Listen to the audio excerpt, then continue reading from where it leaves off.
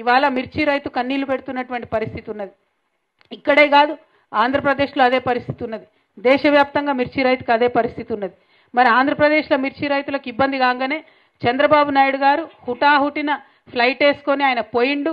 ఢిల్లీలో కేంద్ర మంత్రి ఛాంబర్లో కూర్చొని అక్కడ రివ్యూ పెట్టి అధికారులందరినీ పిలిపించి భయపెట్టి బెదిరించి మీరు మాకు ఇస్తారా సస్తారా, మద్దతు ధర ఇవ్వాల్సిందే, కేంద్రం మొత్తం మిర్చి కొనాల్సిందని ఆయన అక్కడ పోయి అల్లరి చేసిండు.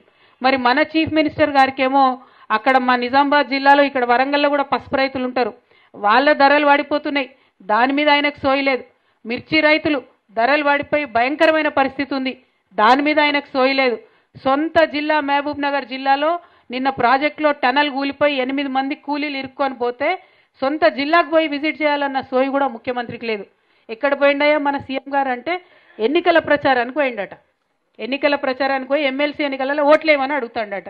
ఎందుకు నీ ప్రచారం, ఎవరి కోసం ప్రచారం, ఏం చేసినావని ప్రచారం చేసుకుంటున్నారు ముఖ్యమంత్రి గారు? మీరు మిర్చి రైతుల గోస చూసిండ్రా? పసుపు రైతుల కన్నీళ్ళు పట్టించుకున్నారా?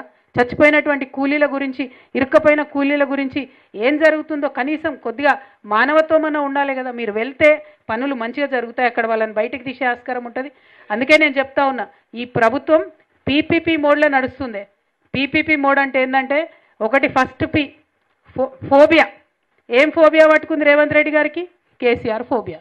మైక్ పట్టంగానే కేసీఆర్ను తిట్టాలి, అంతకుమించి ఇంకో ఆలోచన ఏం లేదు ఆయనకి. ఏం రాదు పాపం, ఏం చేయడు.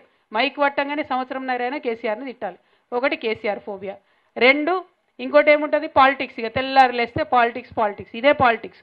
అంటే మొత్తం అంతా కూడా ఇక్కడ మిర్చి రైతులు ఏడుస్తుంటే, పసుపు రైతులు ఏడుస్తుంటే అన్ని ఇడిసబెట్టిపోయి ఓట్లు అడగడానికి నిజామాబాద్కు పోయింది. నిజామాబాద్ అంట, కామారెడ్డి అంటే ఎక్కడెక్కడ పోయి వాళ్ళు ఓట్లు అడుగుతాడంట. మూడోది పర్సెంటేజ్. ఏంది పర్సెంటేజ్? మీ అందరికి కూడా తెలుసు.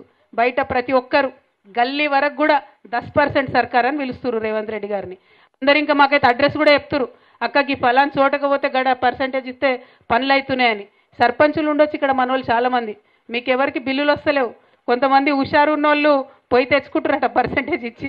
మరి ఆలోచన చేసుకోండి ఒక్కసారి. సో ఎంత భయంకరంగా ఉందంటే ఇక్కడ ఈ ప్రభుత్వం పరిస్థితి. పర్సెంటేజ్ తీసుకోవాలి, లేస్తే పొద్దుగాలు లేస్తే పాలిటిక్స్ చేయాలి, ప్రజాపాలన మాత్రం లేదు, వాళ్ళు చెప్పింది మాత్రం లేదు.